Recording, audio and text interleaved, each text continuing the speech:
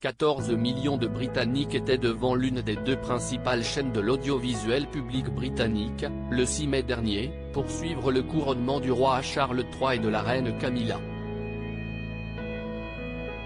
Parmi ces curieux, désireux de vivre une cérémonie à laquelle ils n'avaient pas été conviés, une certaine Sarah Ferguson, pourtant ex-belle-sœur du monarque.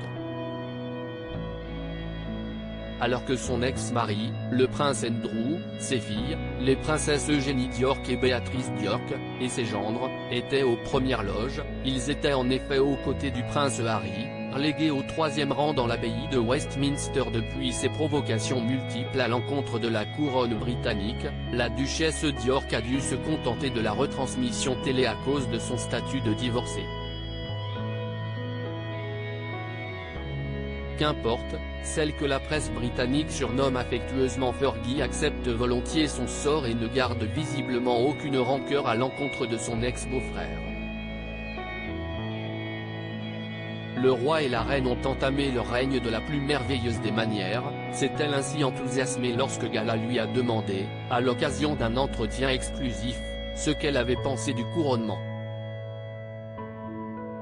Elle a ajouté, de mon point de vue, le couronnement a été une célébration splendide de tout ce qui fait la grandeur du Royaume-Uni.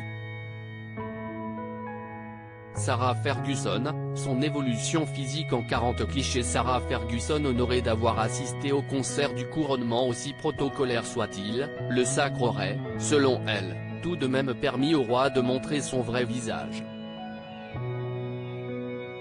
Il a dû être très difficile d'assumer la responsabilité de ce nouveau rôle alors que l'on pleurait encore la perte de la reine, c'est d'ailleurs ému Sarah Ferguson qui a hérité, avec son ex-mari, de la garde des célèbres corgis d'Élisabeth II.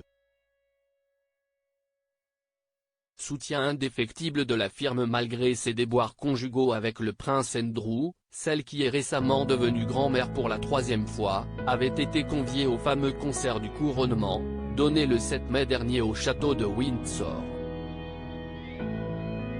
Ce fut un honneur d'être invité à fêter l'événement avec le souverain et le reste de la famille lors du concert organisé au château de Windsor, a-t-elle justement souligné lors de son entretien exclusif à Gala.